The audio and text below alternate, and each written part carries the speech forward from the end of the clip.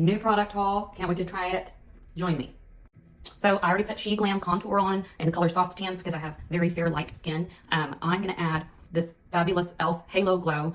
It's super pretty. I put it on the back of my hand last night, but I'm going to try it with my contour for the first time. It's kind of like a highlighter bronzer. You can kind of do a little swipe of that right there, kind of on top. Love it. You can add it anywhere, really. I'm going to put that in the middle of my nose. This is not new. This is my precious. This is NARS Orgasm. It's not cheap, but it's a must. I bought it for my wedding day. I'm just going to swipe some of this up like that. And just apply it right there with my finger, kind of higher up. As we are aging, we don't want that low line. We want to lift everything up. Ladies, I'm probably going to also put some up here, just to kind of add some happiness to my forehead. Okay, I have a pretty dupe for the Rare Beauty. This is a highlighter I'm going to kind of put up here. Okay, this is the Shape Tape Corrector Pink. This is really good for fair complected skin. And I love it. And I just put a little bit in the corner here. So I dampened my blender brush. So I am just going to blend everything together. I'm gonna go down away from the hairline so I don't get cakey. Okay, I'm gonna finish blending in my concealer in the top of my blush with a damp beauty blender. Regular concealer, it's not pink, it's more of the yellow undertones. And I'm gonna kind of lightly tap here just so I can brighten it up a hair bit more.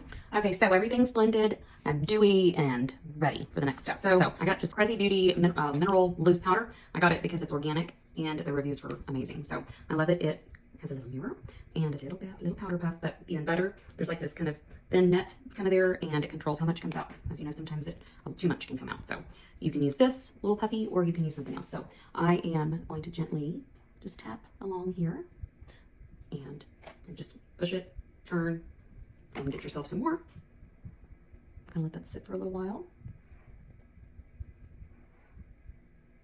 Just lining it up right underneath the contour. Yeah, just let that sit. I'm not going to wipe. I will kind of do that with Beauty Blender here in a little bit, just to kind of get it a little bit more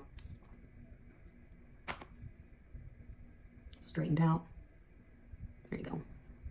Okay, so this is the Moira Loose Powder, pink, green, and blue, different shades, do different things. The pink I'm going to use to set my under eyes. So I'm just going to grab a small eyeshadow brush. Just make sure there's no eyeshadow on it. Okay, and then I'm going to just tap it into the pink that I have. Now, recently just learned this little hack. If you gently use another tool to take and hold your eyelid up. Now, obviously, if you're young, you probably don't have any lines down here, but this is like a great tip for setting your powder under your eyes without, like it pulls everything apart and gets into those creases. So I've already got one forming. Okay, I have to rub over that a little bit. It's being kind of cranky. That's okay. Got some stubborn lines. Okay, so I kind of laid the foundation work there. And then I'm going to come up behind it. I'm going to get the tip of a beauty blender. I'm going to stick it in this powder. And then I'm going to come back over it. Okay, so it can kind of a little bit more sit and soak in there. Then I'm going to get my powder puff. And then a little bit more sit.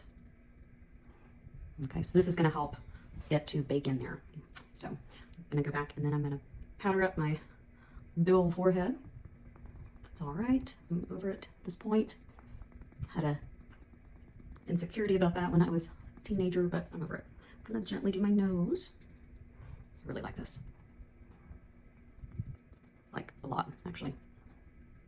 And then tap it over my eyes. That's lovely. Okay. Then I'm going to go back and I'm going to just dust that excess there.